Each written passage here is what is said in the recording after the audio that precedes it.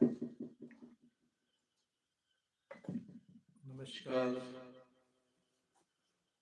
brothers and sisters,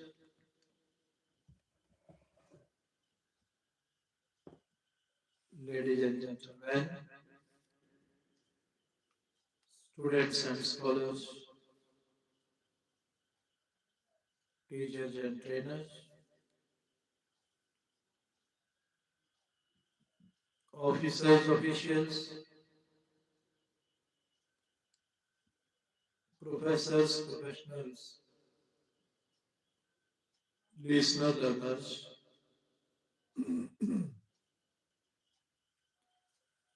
I welcome respected doctors and directors.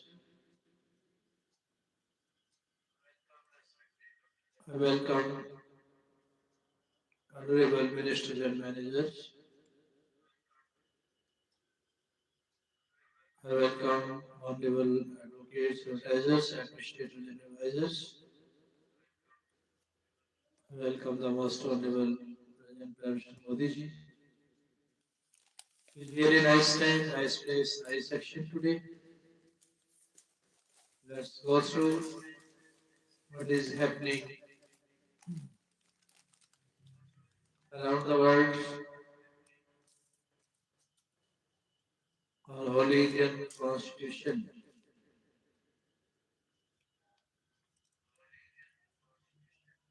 Take us towards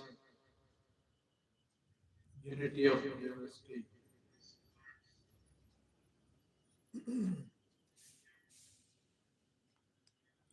Unity in diversity among sanction for the Firozpur Patti link project. Enumeration forms distributed in phase second of the SIR. Number of migrants resumed attack after boat capsize of Libya. Ukrainian waterways that need demining as per the UN. Number of locations linked to ban or raided by JNK police. Can lawyers break client confidentiality? Is the counsel between lawyer and client a privileged communication?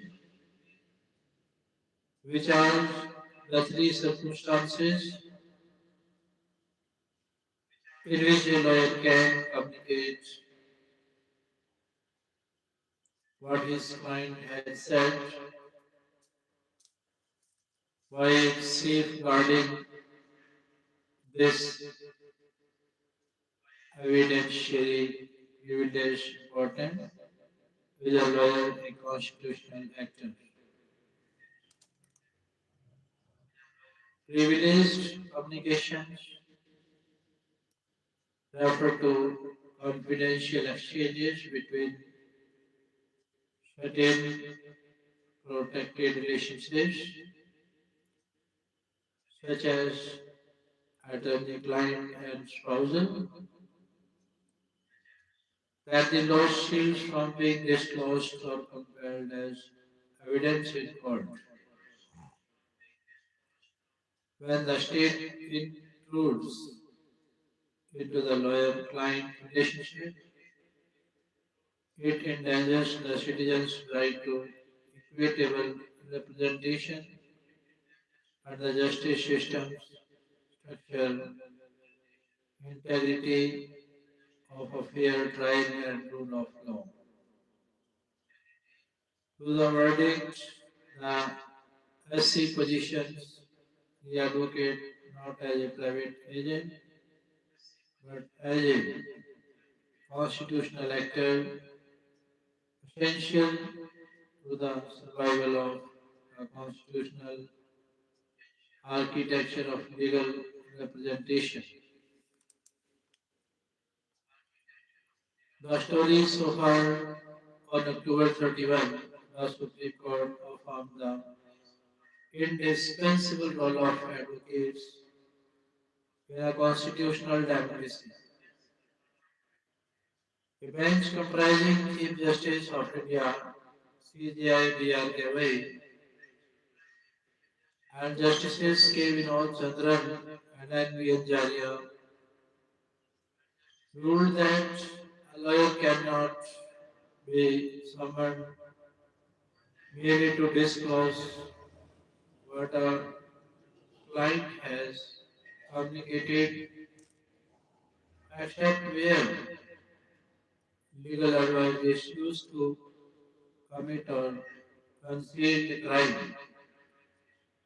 The suo motu proceedings arose from a notice issued to an advocate by the Assistant Commissioner of Police, Ahmedabad, under Section 179 of the Bharatiya Nagrik Suraksha Sanhita 2023, demanding his appearance to know few details of the facts and circumstances in a criminal case in which he was a defense counsel.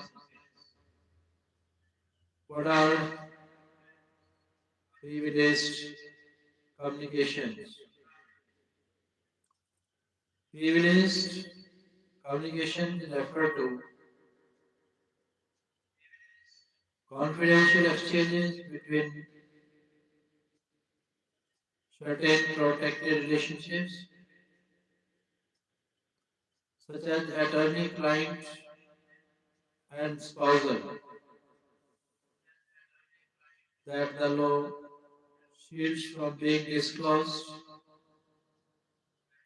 or compelled as evidence in court.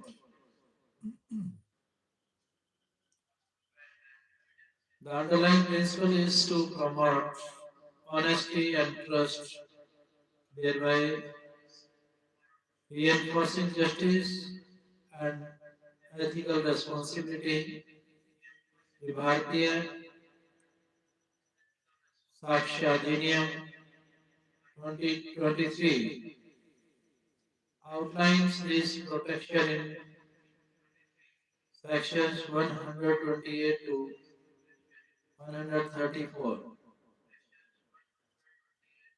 Notably, section 128 protects marital communications,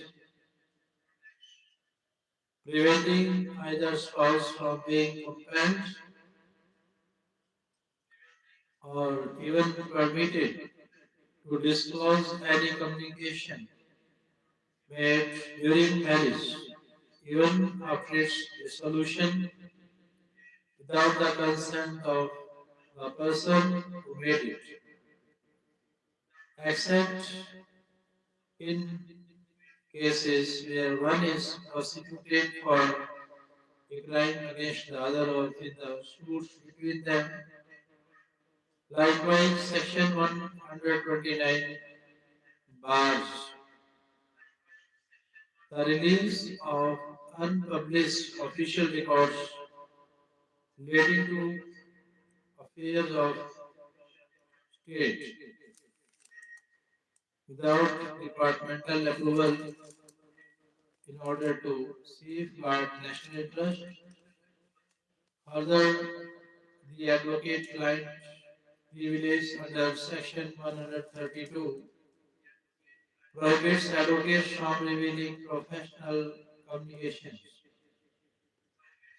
What did the Supreme Court state? The top court's judgment is a concrete assertion that when the state intrudes into the lawyer-client relationships, and it endangers the citizens' right to equitable representation and the justice system's structural integrity of a fair trial and rule of law.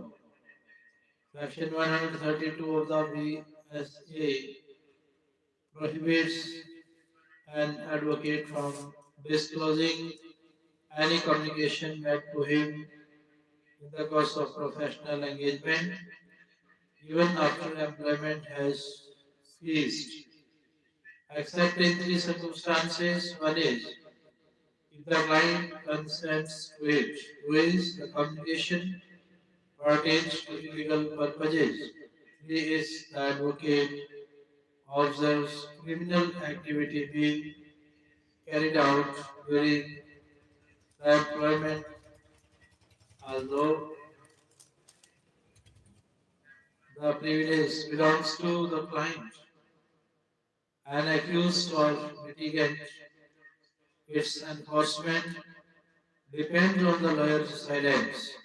This silence has long shielded not just the powerful, but also those with no power, such as women reporting sexual violence, accident victims negotiating hostile insurers, and the families of those lost to custodial exercises in a justice system where about 3.9 lakh citizens are under trials. This privilege is what keeps the promise of a fair defense alive.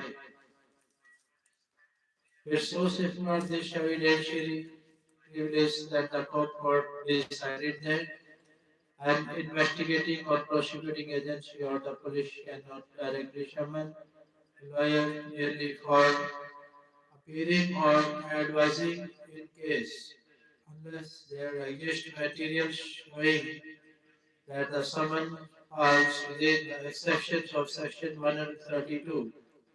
Moreover, moreover, by linking Section 132's protection to Article 23's guarantee against self-incrimination, the judgment constitutionalizes the privilege, which is the key element of a lawyer's function.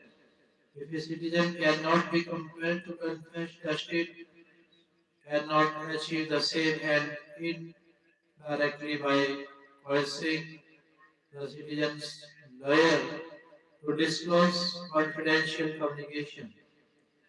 What about a lawyer's rule? Through the verdict, the Supreme Court positions the advocate not as a private agent but as a constitutional actor, essential to the survival of the constitutional architecture of legal representation. This distinction matters because professional privilege is neither a perk for lawyers nor a shield for that places them above the law. It is a safeguard for citizens. The Supreme Court makes that explicit. The privilege ensures that no prejudice is caused to the accused, whom the lawyer represents when the state summons a lawyer to divulge information about his client.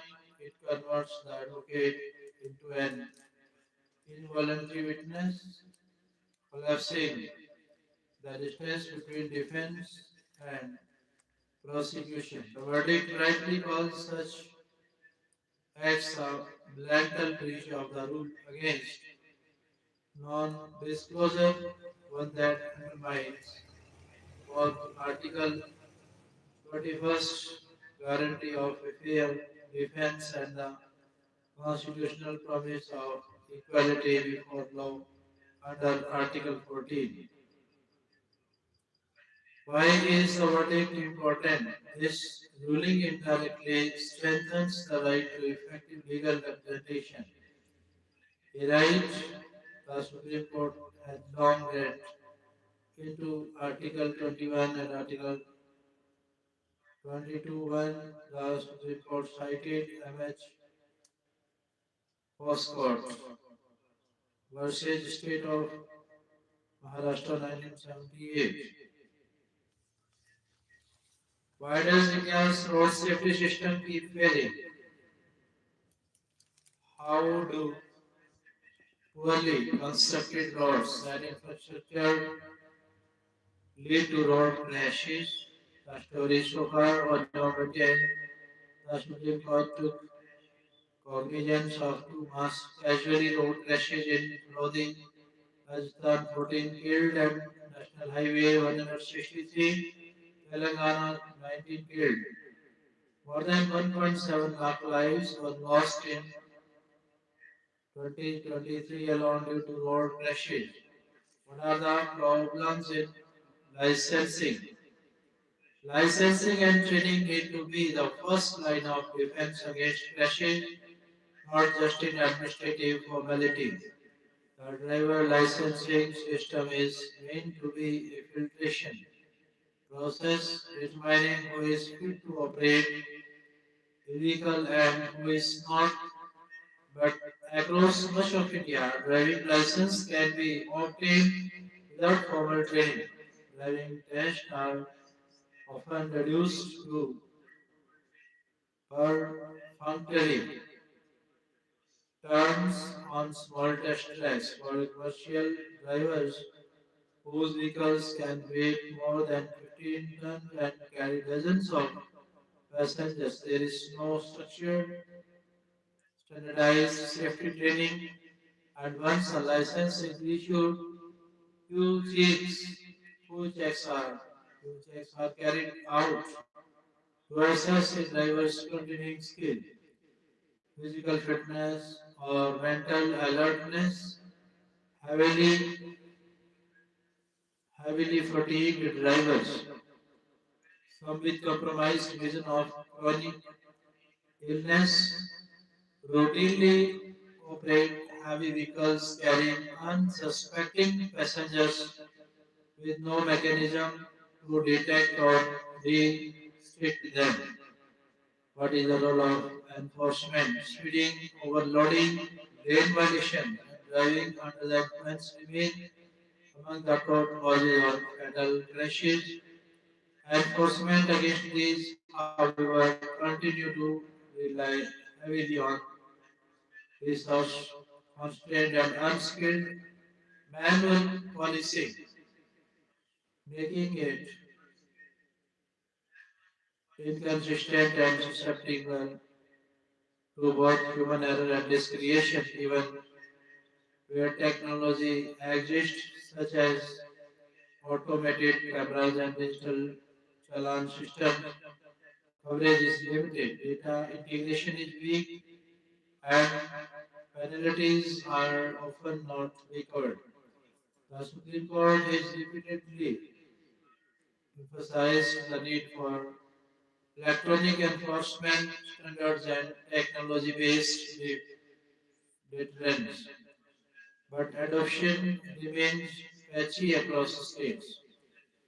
What about weak infrastructure from poorly banked cars and no crash barriers to inadequate illumination and missing rest areas that force heavy vehicles to park on the highways? The physical environment of India's highways and urban roads often turns minor mistakes into fatal outcomes.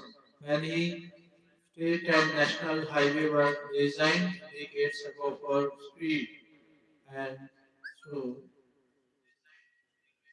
could not safety. The result has given way to unforgiving roads, corridors where a moment's lapse can mean disaster. Maintenance gaps such as broken dividers, exposed concrete structure, unmarked construction zones, and encroachments are common in urban areas. Pedestrian infrastructure remains minimal or absent, leaving those on foot to compete with heavy vehicles for space. Evidence from pilot projects show that design-led interventions can reverse this trend. On the Mumbai-Pune Expressway, for instance, evidence-based engineering and enforcement changes under the Zero Fatality Corridor program have cut crash deaths by more than half. How can trauma care be improve. For many victims of road crashes in India, survival depends not on the impact itself, but on what happens in the critical hours that follow. Ambulance networks vary widely in availability and efficiency across the country. In rural areas, delays in decisive care can stretch beyond an hour. Even in cities, victims are often extracted by standards or by the police without proper equipment and little to no medical support. Facilities closest to crash sites often lack trauma specialists, blood banks, or basic resuscitation facilities. A proposed right to trauma care law could mandate time-bound emergency response standards and a coordinated trauma at work. Moreover, licensing, infrastructure, and trauma care are treated as separate silos managed by different departments. Safety can only be achieved when they function as one, reinforced by accountability and coordination.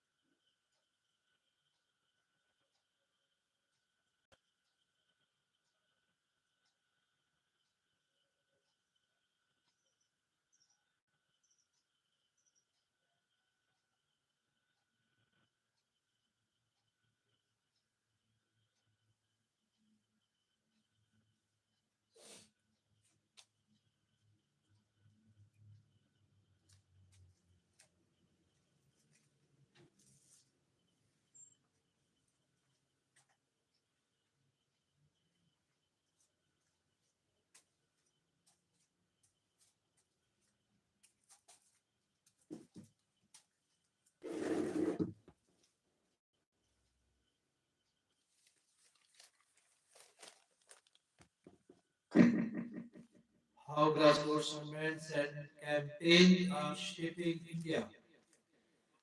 In a democracy, people's aspirations should drive systematic change that boost equality, education, careers, and economic development. Writers who have worked among the people from Bella Bhatia to Subroto Bakshi report on what is happening on the ground and the lessons to be learned. There is a heartwarming story about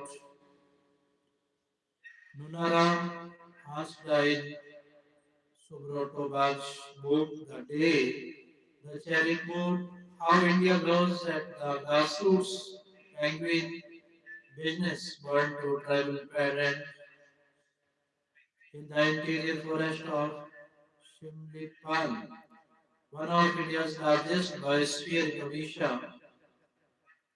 His parents sent him to ashram school run by the Ministry of Tribal Affairs as they could not afford to raise him. Later, Munaram joined the Industrial Training Institute ITI in Rourkela. He had no money to pay the fees and his teachers had to pool the required amount from their paltry salaries. Today, Munaram heads the insulin manufacturing line at Baikon.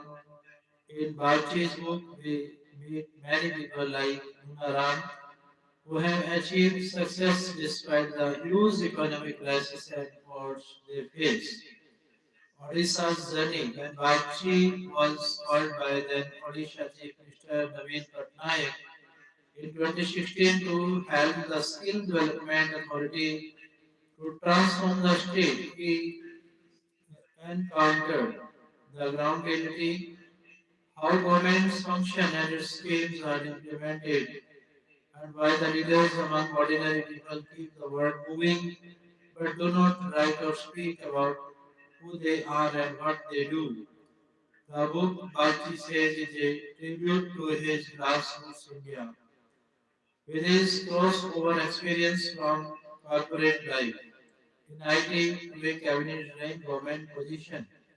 He builds his book on individual stories that highlight the many facets of development and also what ails and fails the system.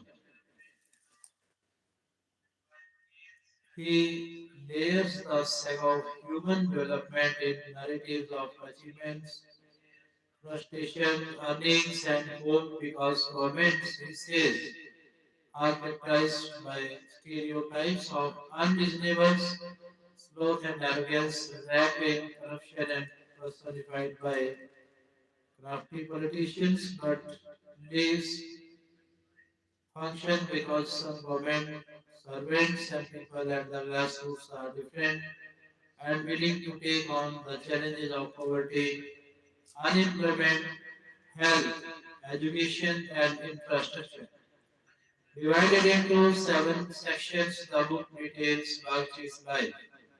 His return to his home state after 4 decades, the stories of the poor and marginalized, and how government initiatives are foiled due to inaccessibility, inertia, and incompetence. Strategic perspectives that empower the people can change the scenario as Bachi tries to demonstrate. He traveled 3,000 kilometers across 30 districts in 30 days to understand the requirements of people who either languished or made it out. His objective to humanize the development agenda for policymakers and corporate leaders. Bachi writes about the projections that blow his mind. A staggering 96% of the entire workforce in India is in the unorganized sector, even as India is set to become one of the top economies of the world. There is an increasing wage disparity, forced migration, digital divide, and receding women participation. Only 2% of the youth population under 30 had received formal skill training, while 8% had received informal training, though the country is in need of many more skilled workers. But even amidst widespread disdain, Bachi came across people like Muni Munitika, born in tribal village in Nivagan, Tehsil, where girls were not sent to school despite taunts from the villagers. With her mother's support, Muni worked as a daily wager at a plant 37 kilometers from her home. Later, she enrolled at ITI Bargad and landed a job as a loco pilot in the Indian Railways. The skilled training she received empowered her enough to earn a respectable identity, but there are many more families that manage life one day at a time. The need for skill development across the state was seen as a means to human development. It was kept above politics to make Odisha a sandbox of innovation.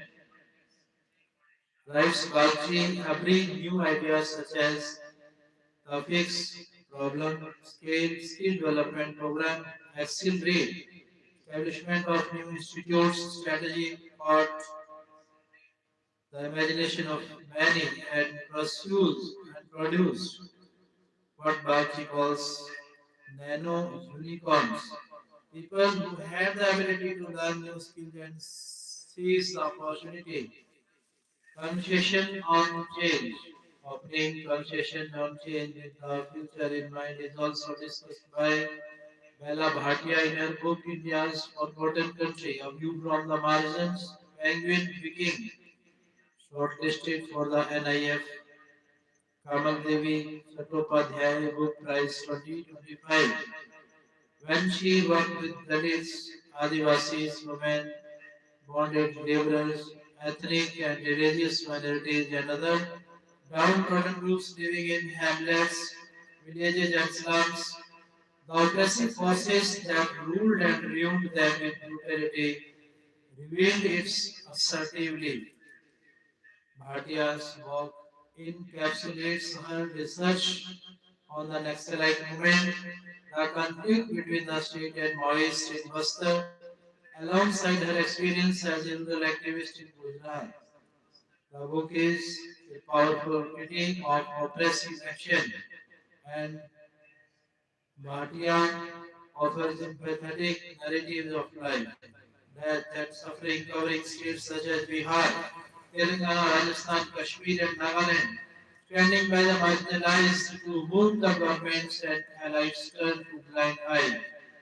Bhatia gave several accounts of caste discrimination, communal massacres, untouchability, bonded labor, hunger, widowhood, armed uprisings, and forced displacement, which sensitively exposed the predicament of real India.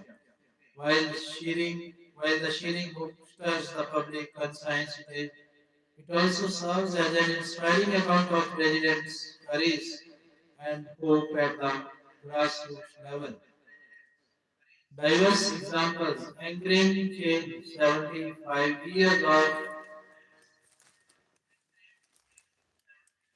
grassroots intervention that make a difference by Jayapadam R.V. Nidima, Ketan Vikram Singh Mehta, Harper Collins India looks at why we despair or about our inability to realize our full potential as a country and find fault with the leadership state of our institution and the economic model. The book tries to answer questions through examples of organizations working with the grassroots since independence and underlines the need to reflect on the micro success and the several cases of hugely impactful grassroots interventions that help steer society in a positive direction.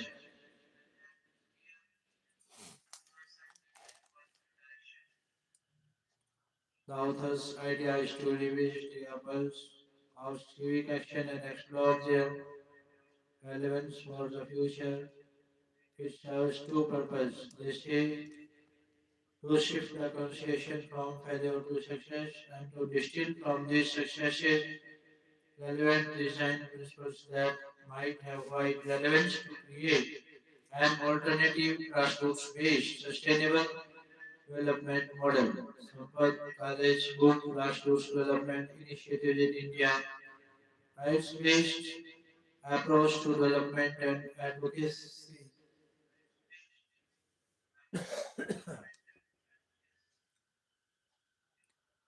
Countless and Ocker books examines the way voluntary organizations engage with development programs for marginalized sections to empower them and make them independent and self-sufficient.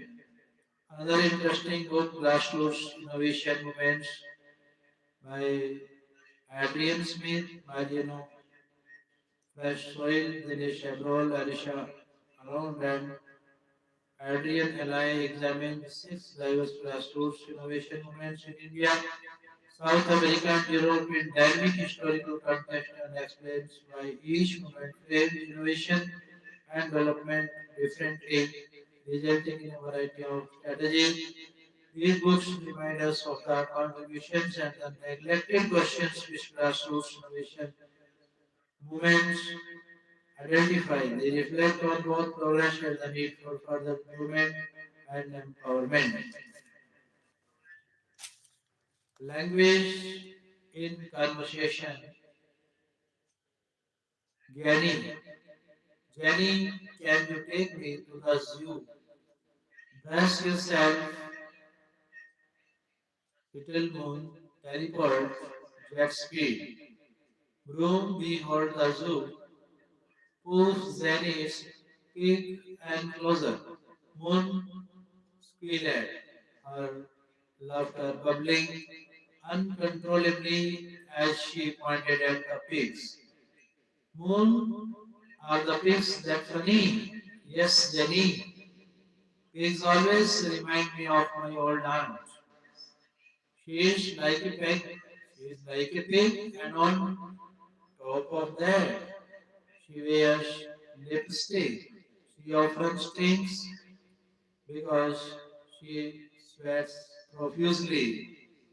Jenny wagged his finger. No, Moon, you must never talk about others like that. It's so disrespectful. Sorry, Jenny. Good girl, you are not pig-headed, Jenny. I don't have a head like a pig. No, no.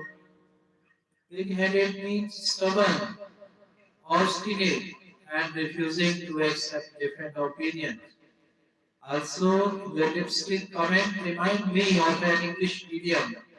Lipstick on a pig. It means that no matter how much you decorate something bad, it doesn't change its true nature. In other words, making cosmetic changes wouldn't hide its true flaws. You are right. Jenny, no matter how much lipstick you put on a pig, it remains a pig. My aunt puts on a lot of perfume, but she still sweats a lot. Ah, Moon, your aunt sweating so much makes me think of another pig idiom. Sweating like a pig, it means sweating a lot, often from hard work, heat, or nervousness. Jenny, do pigs really sweat much? It's just an old expression. And if your aunt had bought a good perfume, she wouldn't have stung. But she probably purchased it like a pig in a pot. A pig in a pot? What's that? Jenny? Ah, Moon. That's another English idiom.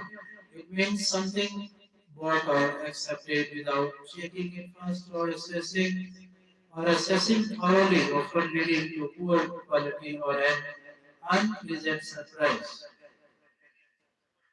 Unpleasant surprise. There are hundreds of pigs in the piggery. Like at the way they are eating. Ah, Moon, watching on those pigs eating reminds me of another pig idiom, pig out. It means to eat a lot, often greedily or in a messy way, just like these pigs. Example, pig out on the pig, don't pig out on the pizza before lunch. Moon.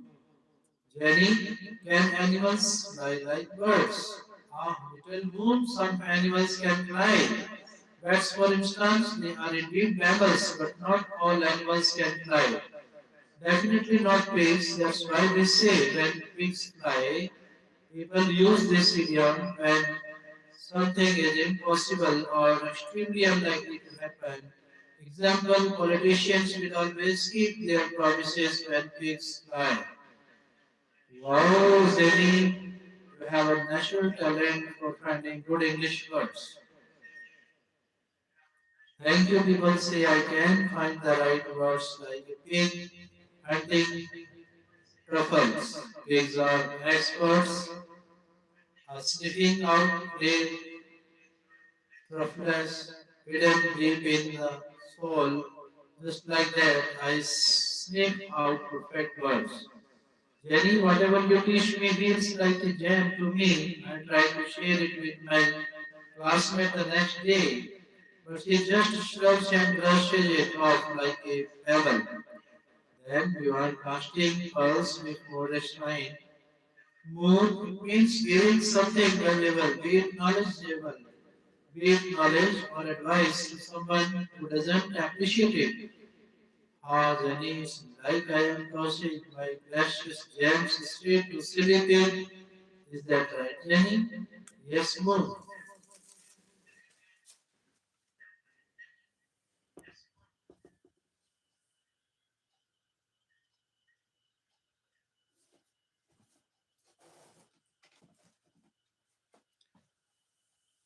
Now, let's turn towards international law of human rights.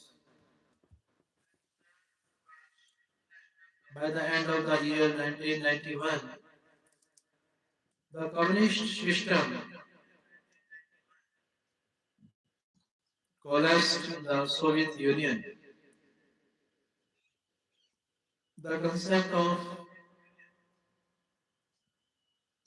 glasnost and perestroika created such strong waves for freedom and democracy that the whole existing system collapsed. The shortage of food production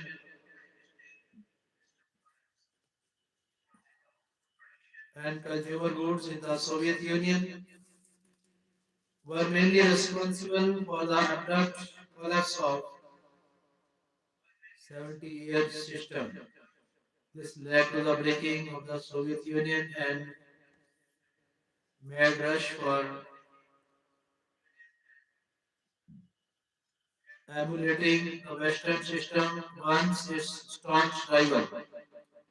The constituent states of the former Soviet Union started looking towards the West for help, aid, and survival. Almost all the former republics of the Soviet Union became the members of the United Nations. Even in Russia, formally communism came to an end. Other communist countries couldn't also escape this strong wave of opposition to communism. Due to internal conflicts and civil war, Yugoslavia was divided into several parts.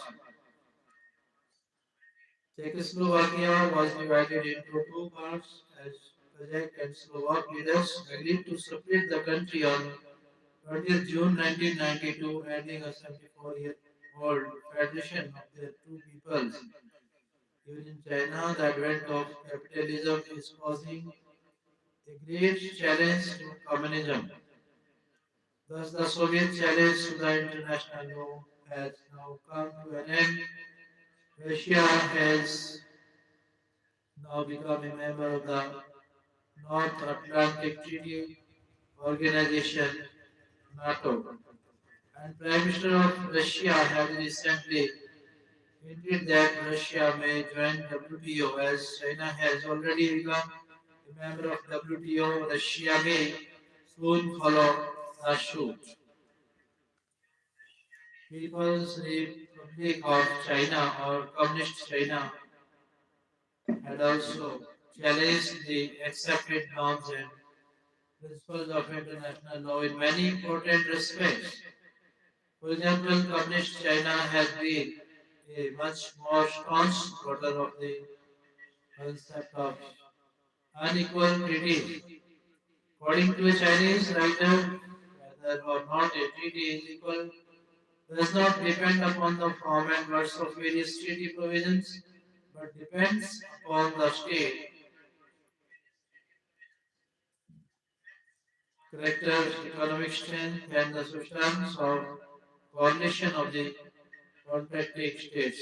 Consequently, all treaties and all treaties entered into by China in the 19th and early 20th century regarding censular jurisdiction, unilateral most favored nation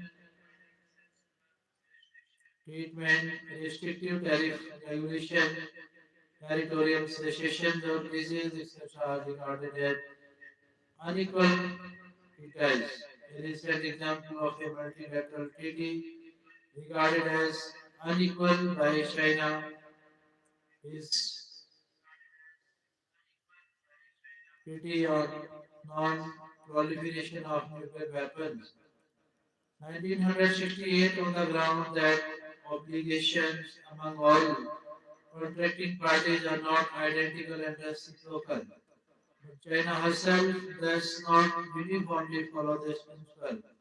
The most glaring example of this is the provision relating to veto conferred on the permanent members of the Security Council under the UN Charter, which is nothing but an unequal.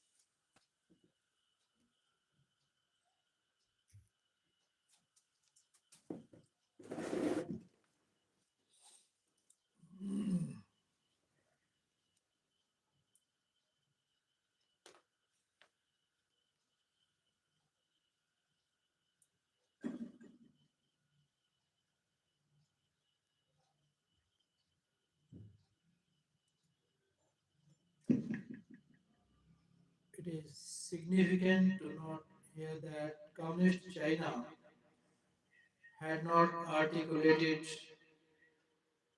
a comprehensive novel theory of international law. It is, however, clear that the People's Republic has not overtly rejected the entire fabric of international law that had developed as of the time when communism triumphed in China in 1949, although usually reluctant to invoke international law, the PRC has often at least given lip service to its interpretation of customary and conventional norms when non-legal techniques of persuasion and dispute resolution have proven inadequate.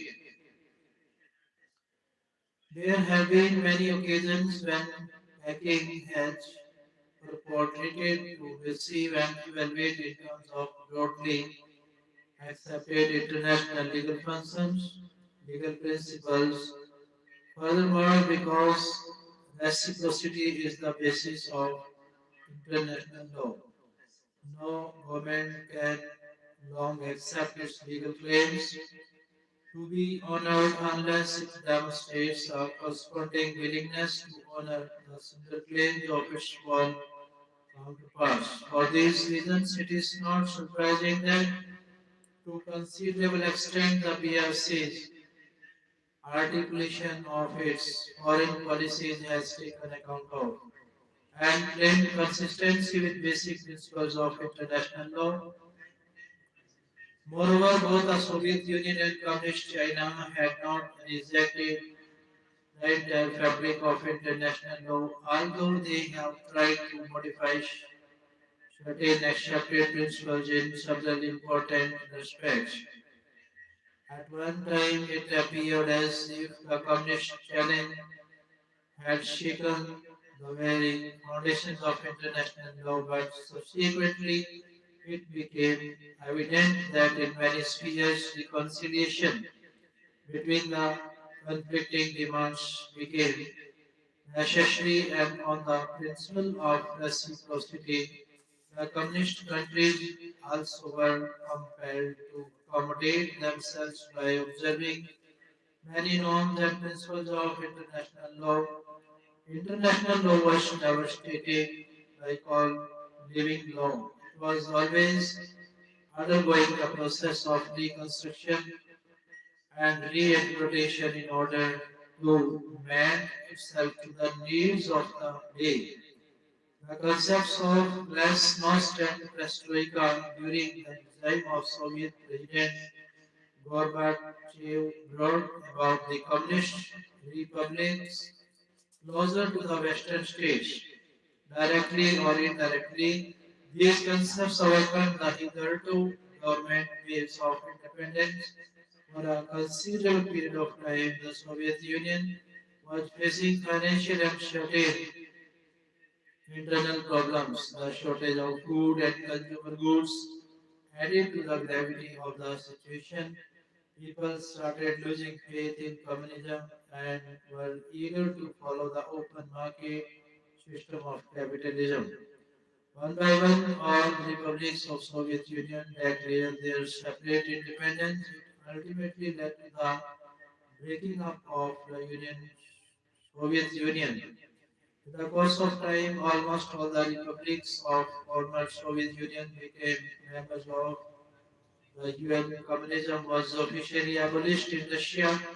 It was quite natural and obvious that other communist states could not escape the influence of such accord-making events.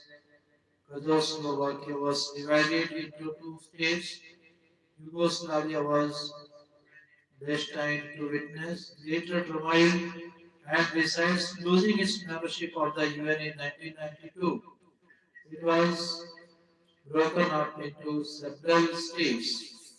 The advent of capitalism, even in China, started shaking the foundations of communism. Thus, one of the greatest challenges to international law came to an end. China has now become one of the members of World Trade Organization. Challenge of nuclear weapons. One of the most serious and formidable challenges with which international law is confronted with is the challenge of nuclear weapons. Due to devastating capability of nuclear weapons, the world may be said to be sitting on a volcano which may erupt any time and may engulf the whole world. According to Fenwick, atomic bomb cannot come under the recognized laws of war, and its nature is such that its use can be made only by violating the existing laws. The development of nuclear weapons have shown the inadequacy of the existing laws of war. Therefore, whether the changing norms of international law can help in the dire straits in which the world finds itself is a question, the answer of which is not readily at hand. Since international law is a dynamic concept and it has the capability to adapt itself to the changes that take place, it can well be hoped that international law will successfully face this challenge. The International Nuclear Forces Treaty INF Treaty 1987 is a glaring example of this. Both the great powers signed this treaty on 8th December 1987. This treaty prohibits nuclear missiles of the range of 300 to 3400 miles. This treaty provides for the restriction of 2800 missiles of the medium range, for example, between 300 to 3400 miles. This treaty has been rightly hailed as a good as a good beginning in the direction of total elimination of nuclear weapons. On the 31st July 1991, President Gorbachev of Soviet Union and President George Bush of US signed a historic treaty known as Strategic Arms Reduction Treaty START, START, reducing 30% of strategic nuclear arsenals. Besides this, on 3rd June 1993, President Boris Yeltsin of Russia and President George Bush of America signed START, which aims to reduce two-thirds of nuclear arsenals within next 10 years. Reference may also be made to the treaty on non-proliferation of nuclear weapons, which has been signed by a large number of countries. There are certain unequal and discriminating provisions because of which it had failed to achieve the desired objectives. While it imposes obligation on non-nuclear nations, it does not impose similar obligations on nuclear powers, nor does it provide for the destruction of existing nuclear arsenals or even the stoppage of testing new weapons by nuclear powers. Nuclear test by France in defiance of public opinion is a glaring example of this. That is why the need is to remove unequal and discriminating provision from the treaty and also to provide for time bound destruction of existing nuclear arsenals. The latest attempt to meet the nuclear challenge is the Comprehensive Nuclear Test Ban Treaty, but this treaty suffers from certain deficiencies and favors the nuclear power against those who do not possess or on the verge of acquiring them. Unless a treaty guarantees the destruction of all nuclear arsenals and prohibits all nuclear tests for once and all time, it cannot achieve the desired objective. Reference may also be made the Comprehensive Test Ban CTBT in June 1995. A conference was held in Geneva to adopt the Comprehensive Test Ban Treaty to non-proliferation of nuclear weapons. The CTBT was adopted Sensitivity Reviews conference was held in Vienna in first week of October 1999. The conference was attended by 90 countries. The conference appealed to the countries whose ratification was necessary for the treaty to come into force to ratify the treaty at an early date. Before the start of the review conference, 154 countries had already signed and 51 countries had ratified it. 44 countries had nuclear capacity, including 5 original countries. Out of these 44 countries, 26 countries have already ratified the treaty so far as many as 144 countries have ratified CTBT. The remaining countries that have not so far ratified the CTBT are China, Democratic People, Republic of Korea, Egypt, India, Israel, Pakistan, and the United States. Reference may be made here to the Treaty on Non-Proliferation of Nuclear Weapons 1968, which became effective in March 1970. It has been signed and ratified by as many as 190 countries. However, all recognized sovereign states are not parties to this treaty. These countries are India, Israel, Pakistan, and North Korea. Reference may be made here to the Convention in Early Notification of a Nuclear Accident Radiological Emergency. It entered into force on 27th October 1986. Besides this, reference may also be made to the Convention Assistance in the Evidence of Nuclear Accident of Radiological Emergency 1986. It entered into force on 26 January 1987. It has been ratified by 111 countries. North Korea has been behaving like a nuclear nation. One after another, it has been testing more and more powerful nuclear weapons. Time and again, it threatens war with South Korea and America. In this very month, for example, July 2017, it has tested intercontinental ballistic missile (ICBM) covering different parts of America. America on its turn shows its preparedness to retaliate. Thus act may be thus act may by any wrong move by either of these nations in nuclear war may start. The world discussion eventually at G20 meet on 8th July 2017. American President and Chinese President agreed to work on North Korea managed by nature. North Korean President does not seem to be listening to any advice. Let us hope that wisdom will prevail on this nation so as to avoid a nuclear war, which would mean catastrophe and devastation after the killing of Soleimani, top Iranian military commander. Tension between Iran and America increased. Iran broke the earlier deal as to not to go nuclear and about to take revenge from America. Scientific and technological revolution.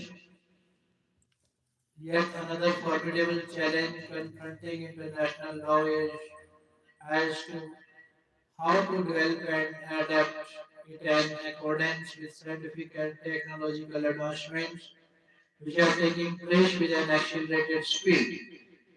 The achievements in the field of means of communication and telecommunication have made it difficult, rather impossible, to prevent intervention by a state in the affairs and territory of other states. Consequently, the foundation of concepts such as sovereignty and nationality have been shaken.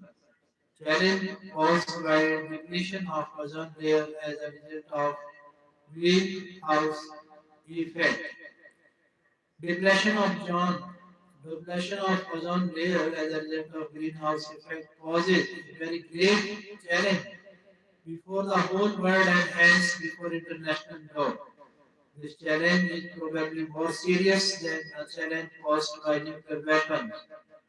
Through Ozon's treaty had been entered into in 1987 to face this challenge, and other measures are also being taken to solve this problem with a view to meet this challenge as well as to deal with other environmental problems. UN Conference on Environment and Development, popularly known as the Earth Summit, was held in Brazil from 3rd to 14th June 1992 to face this challenge so as to save planet Earth. Kyoto Climatic Conference was held on December 1997 to devise means and strategies to meet this challenge.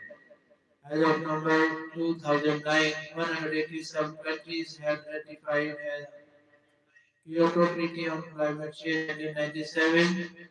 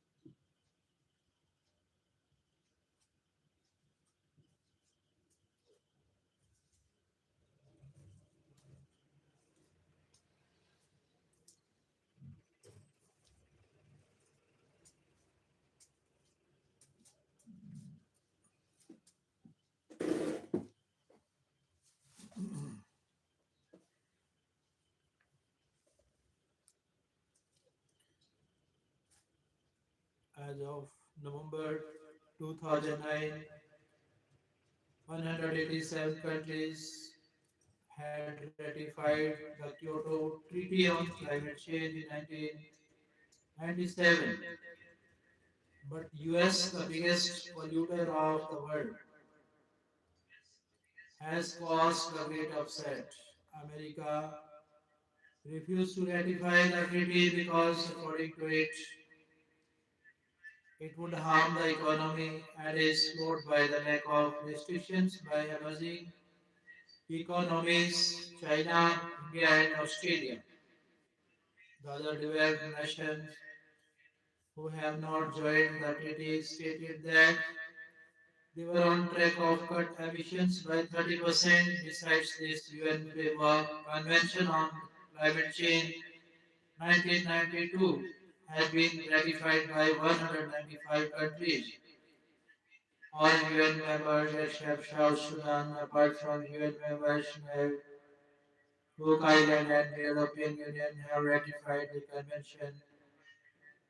Reference may be made here to Vienna Convention on the Protection of Ozone Layer 1985. It entered into force in 1988. So far, it has been ratified by 197 countries, all UN members plus 9 Cook Islands as well as European Union.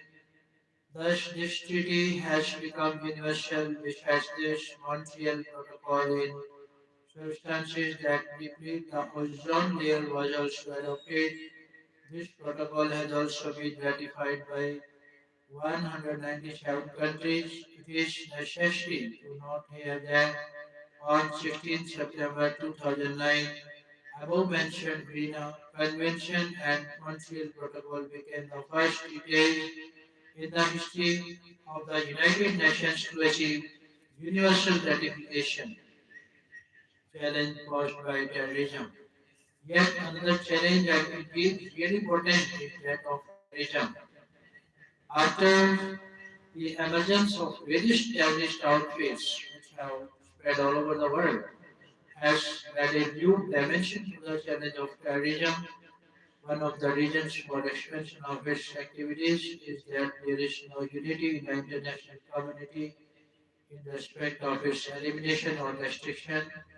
Some countries, especially America, have attacked and bombarded some selective places in Syria and Iraq to defeat terrorism, but its approach has been selective and has not proved effective to resist the expansion of terrorist groups. Some other countries, such as France, Iraq, Britain, etc., have followed suit to American action and have attacked some places occupied by terrorists,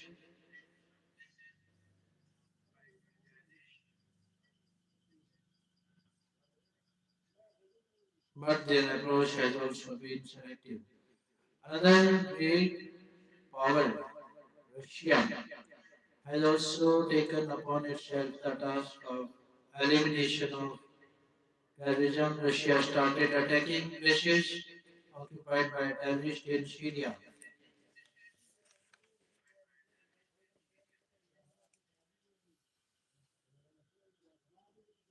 One of the reasons for expansion of its activities is that there is no unity in the international community in respect of its elimination or restriction. Some countries, especially America, have attacked and bombarded some selective places in Syria and Iraq of defeat terrorism, but its approach has been selective and has not proved effective to resist the expansion of terrorists.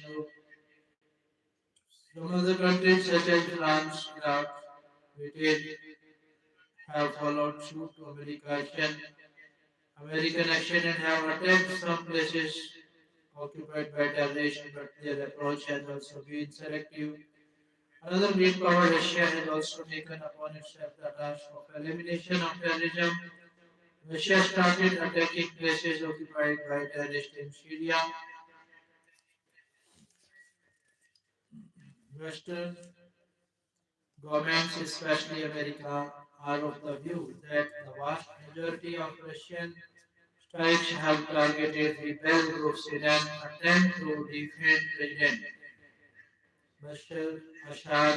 America and Western countries are satisfied with Russia entering the fight against terrorism. It is generally admitted that Russian attacks have proved to be more effective than those of America and other countries. However, the ground reality shows that militants advanced to the outskirts of Syria's second city of Aleppo despite of Russian air strikes that aimed at routing the terrorism. NATO Secretary General James Stoltenberg said that Russia's continued support for Syrian president is only serving to prolong the crisis there. He added that Russia should play a constructive role in the fight against terrorism. It is clear from the aforesaid facts that if the world powers such as US and Russia are keen in their fight against terrorism, they should unite wholeheartedly in their fight against terrorism. Nothing less than this will not serve the desired result in the present world. Terrorism is posing more and more dangers. Today, terrorism prevents all parts of the world. Each and every nation of the world is facing the menace of terrorism. No country is now safe from terrorist methods such as human bombs and lone wood attack. Emergence of a large number of new states. The present system of international law has been described as being a product of Western power politics and as being unsuited to the needs and aspirations of the independent states of Asia and Africa. As pointed out by Dr. Nagendra Singh, the greatest impact known to history of the development of international law has been the sudden expansion of the world family of nations from 51 members in 1946 to 126 in 1969. At present, there are as many as 192 members of the United Nations. The United Nations has thus become nearly universal. The proliferation of the new states has not only made Eurocentrism in thinking about international law as anachronistic, but has also not brought about qualitative changes in the norms and principles of international law. Most of the new states were earlier the colonies of the Western states and had been relegated to the status of objects and consequently could not contribute in the development of norms and principles of the modern international law. However, this does not mean that the new states are political entities which emerged out of the blue.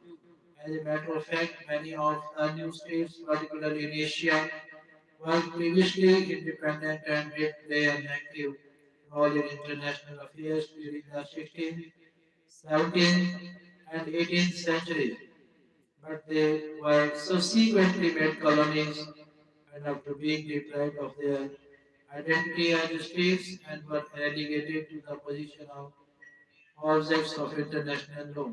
After having freed themselves from the clutches and yoke of the imperialist powers, these new states for the first time tested the established doctrines of traditional law in accordance with their views and practices. They started with the general premises that the norms and principles of international law, the development of which they had not participated, were not binding on them. While doing so,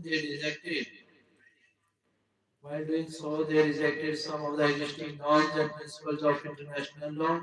It is, however, significant to note that the new states have not rejected the whole fabric of international law, for that would have implied a denial of their own rights accorded to them under international law.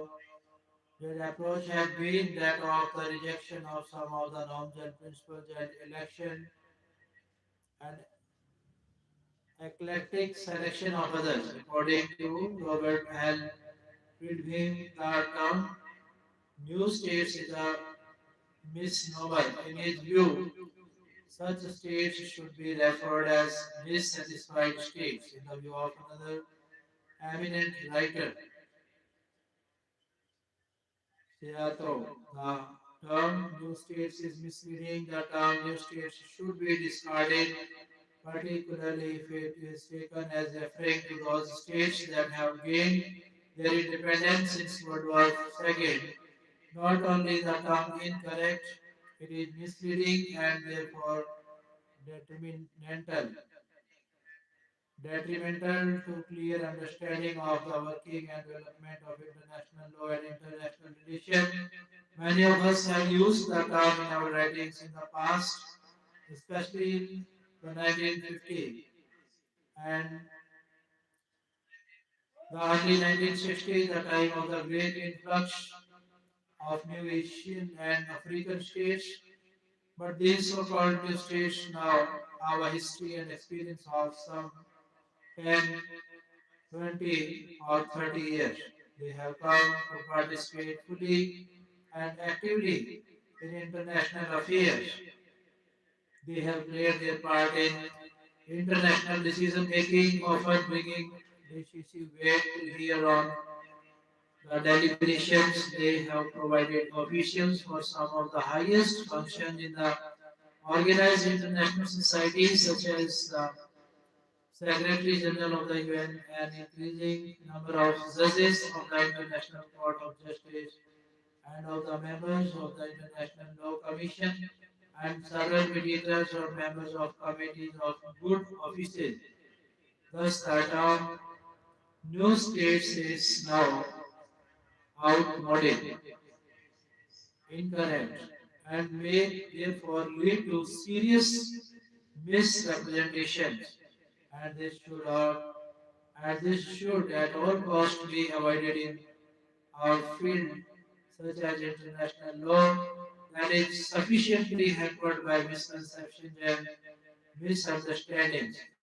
A brief reference may also be made here of India's position in regard to the rules and principles of international law.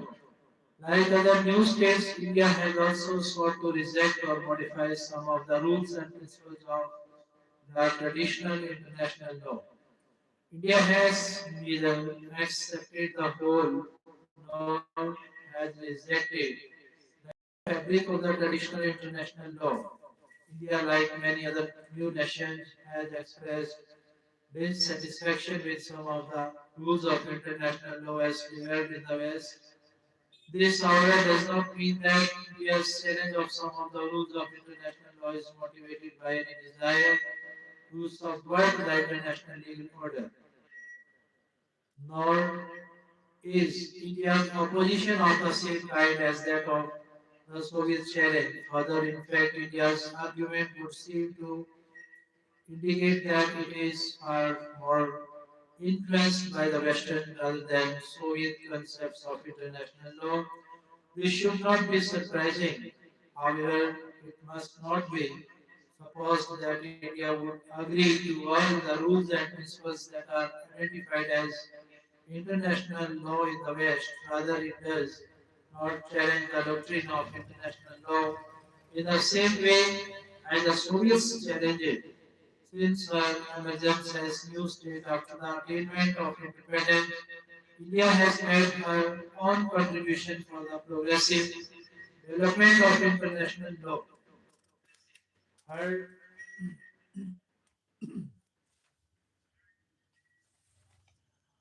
her contribution has been particularly significant in the field of codification of international law, colonial issue, peaceful coexistence, and non-alignment. It is clear from the above discussion that no serious attempt has been made to devise an Afro-Asian system of international law, either as an adjunct of the existing system or as a substitute for the same for as a substitute for the same, nor does it seem to be feasible. The emergence of a large number of Asian African states has been made it clear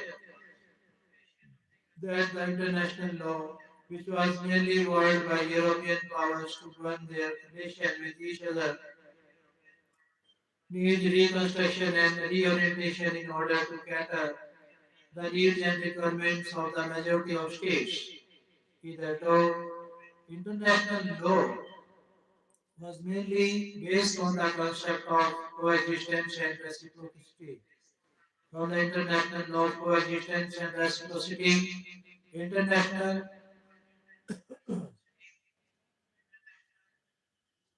international law now needs to be transformed into an international law of cooperation.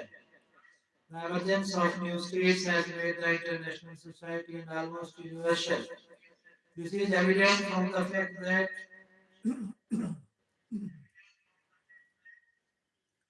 the Union, the UN has now as many as 191 members as against 151 members when it was established in 1945.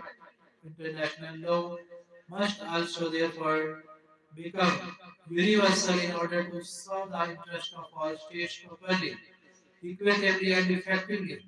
It is generally recognized that, like all living law, international law should also be responsive to the needs of the society to which it was applied. International law should change with the changed circumstances if it had to retain its health and vitality. The breaking up of the Soviet Union. International law had been confronted with a new challenge that had manifested itself as a result of the breaking up of the Soviet Union. Hitherto, the world was stormed or having two superpowers, US and USSR, and the non-alignment movement functioned as a balanced force. With the disappearance of the Soviet Union, the world has now only one superpower, that is the US. The domination of one superpower may pose serious challenge to the existing international law, including the law of the UN. During the Gulf War 1991, the US dominated the Security Council to such an extent that it did not allow the Council to hold its meetings until its objective in war was achieved. The fear of domination by one superpower will continue to lurk in the minds of member states until an alternative is found. That is why developing states are now clamoring for democratization of the organs of the UN, including the Security Council.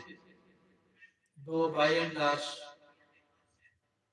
the Soviet Union, now Russia, has endeavored to reconcile itself with this revolutionary challenge that has taken place. Rather, be fallen yet certain. Developments such as the eastward expansion of NATO are making the problem more complex. Russia has coped even with this disturbing problem and has now joined the NATO. Need for universal international law in order to cope with the manifold changes that have taken place and are taking place with accelerating rhythm. The need is to evolve a universal international law, a relatively new phrase which has come into vogue in the last few years, probably as a result of more intentionally perceived ideological division in the world. The instance, the insistence on a common set of values as a precondition for a viable legal order, and more recently the challenge to the traditional body of doctrine and precept emanating from new states in Asia and Africa, as aptly remarked by Professor Quincy Wright. Stability with change, stability with change, solidarity with variety, peace with justice, international law with national independence.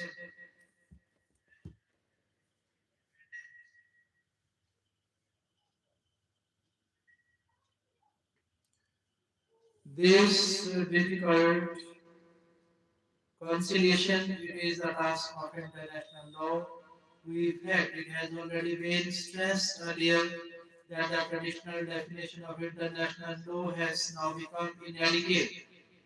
In order to ensure dynamism in international law and to make it universally certain, concepts such as a transnational law, common law of mankind, world order, and world law, etc., have been put forward.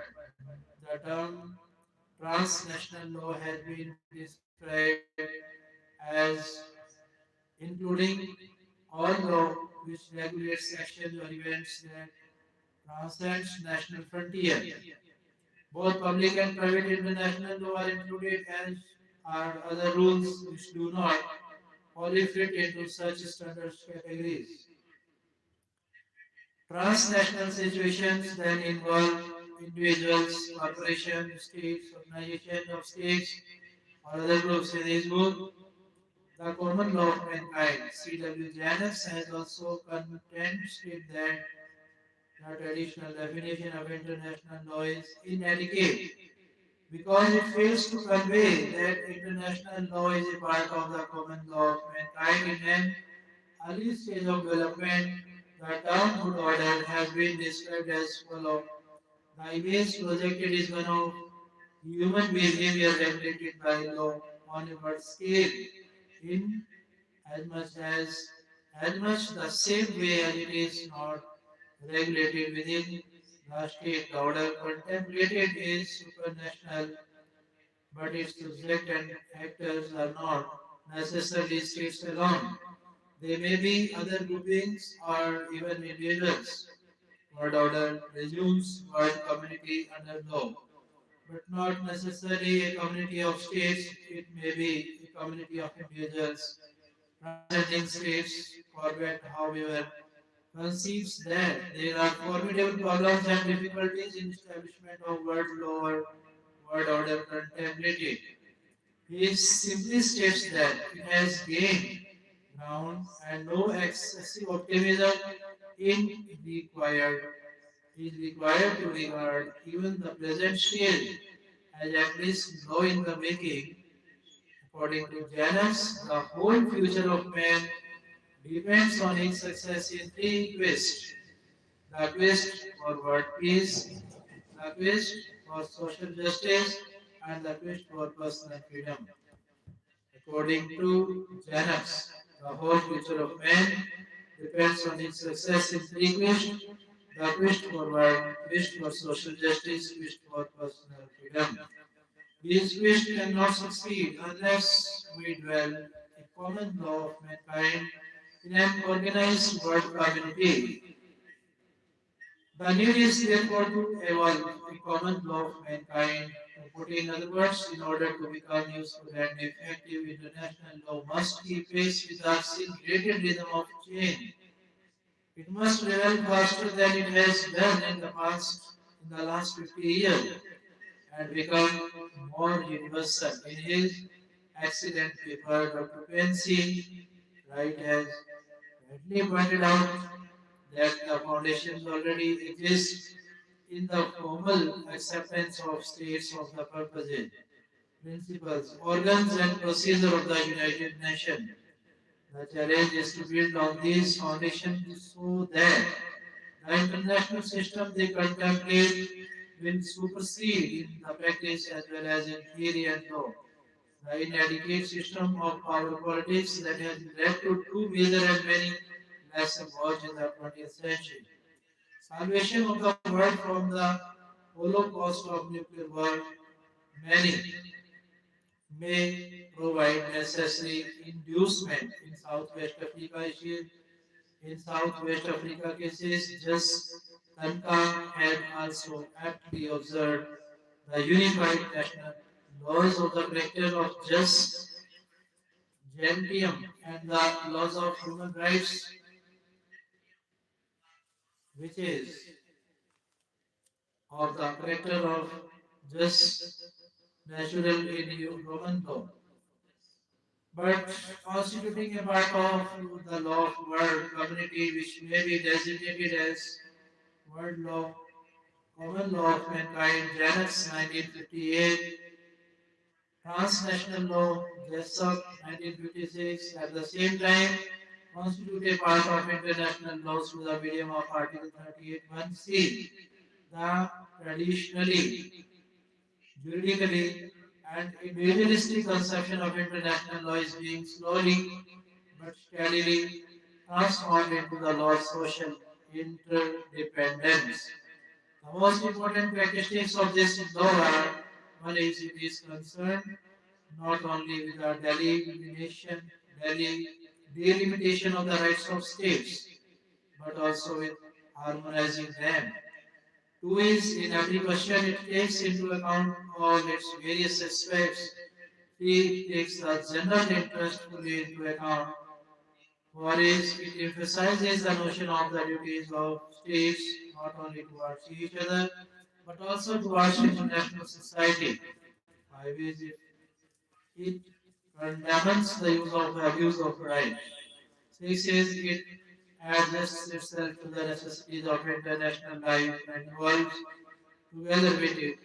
Accordingly, it is in harmony with policy and next is the rights conferred by stately jurisdictional law. It adds which states possess to belong to the international organization which is being set up. Thus, the new international law that is being evolved is not strictly judicial, it's not strictly jurisdictional. It also takes into account political, economic, social, and psychological factors. Reference may be made here to some of international convention or treaties whose membership has become universal or nearly universal. Some of these treaties or conventions are one is UN Charter 193 members, two is UN Convention on Climate Change 197 state parties, three is Convention or Treaty establishing International Labour Organization 187 of UN members, four is World Health Organization 194 countries. 5 is Food and Agriculture Organization, 194 members. International Monetary Fund, 188 state parties. 7 is Universal Postal Union, 192 state parties. 8 is International Telecommunication Union, 193 member states. International Maritime Organization, 173 members. World Intellectual Property Organization, 192 members. Convention on Elimination of All Forms of Discrimination against Women, 188 states parties. International Convention on the Elimination of All Forms of Racial Discrimination, 177 states of parties. Convention on the Rights of the Child, 994 states parties. World Trade Organization, 154 members. United Nations Industrial Development Organization, 174 member states. United Nations Educational, Social and Cultural Organization, 195 members. World Meteorological Organization, 191 members. International Finance Corporation, 174 countries. Nuclear Non-Proliferation Treaty, 190 members. UN Convention on Biological Diversity, 196 states parties. International Civil Aviation Organization, 193 members. International Fund for Agricultural Development, 173 members.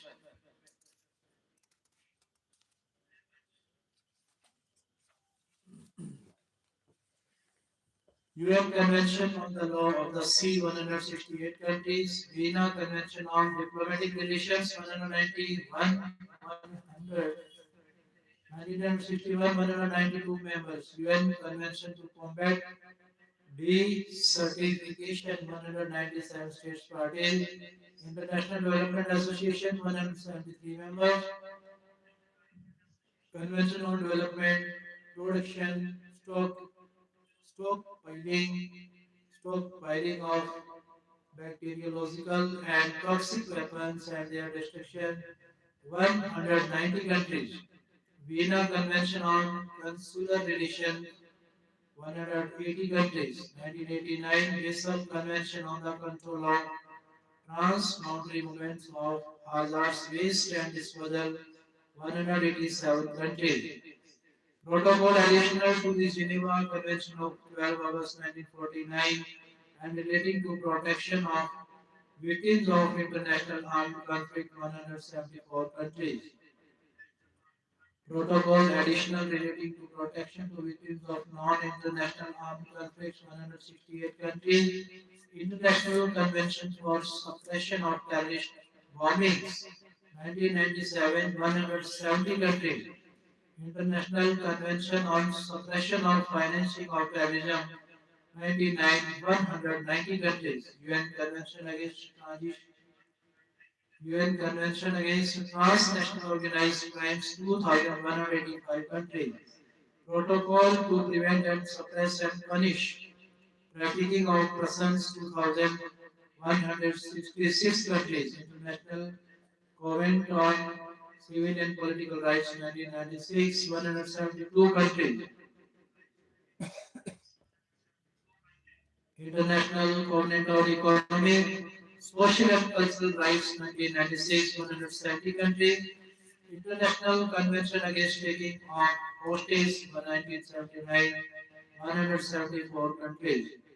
Optional Protocol to the Convention on the Involvement of Children in Armed Conflicts 2000 163 countries. Optional Protocol on the Sale of Children, Child Prostitution and Child Pornography 2169 countries.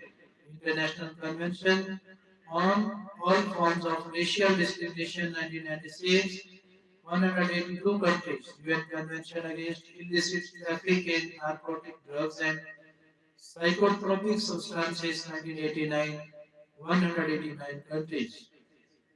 Convention concerning the protection of world cultural and natural heritage and in 72 191 countries. Vienna Convention for Protection of Ozone Layer 1985 197 countries.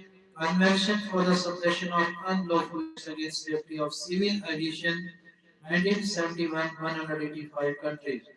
Protocol for the Suppression of Unlawful Acts Against Safety of Civil Aviation 1971 197 countries.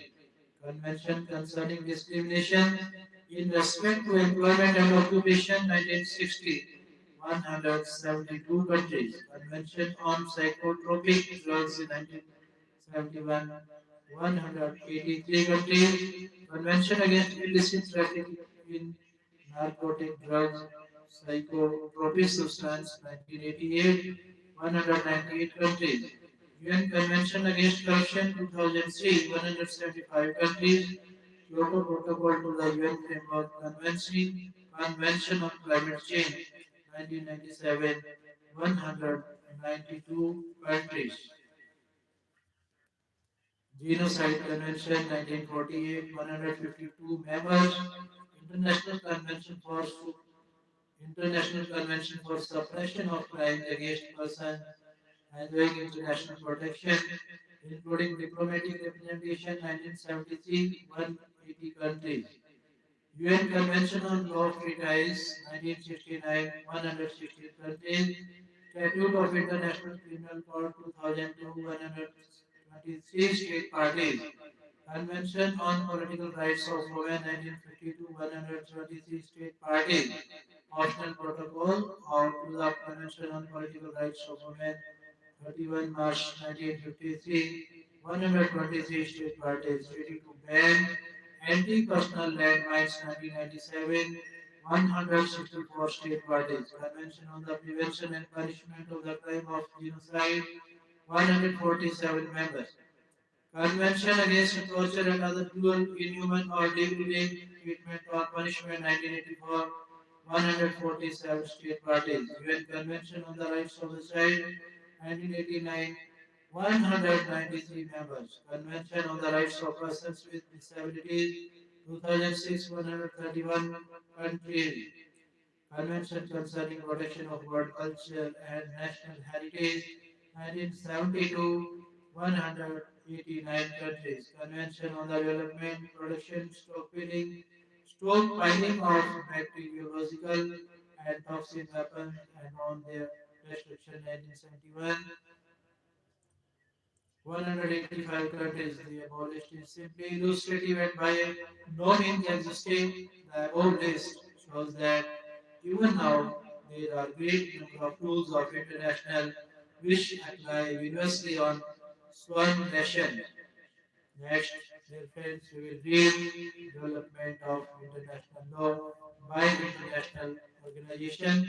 I thank all my brothers and sisters, ladies and gentlemen, students and scholars, teacher trainers, officer officials, professor professionals, listener learners. I thank respected doctors and directors. I thank adorable ministers and managers. I thank honorable advocates, advertising administrative advisor. I thank the most honorable President Mr. Modi ji. Thank you very much. Have a nice day. Nice to see all of you. Good morning. Thank you very much.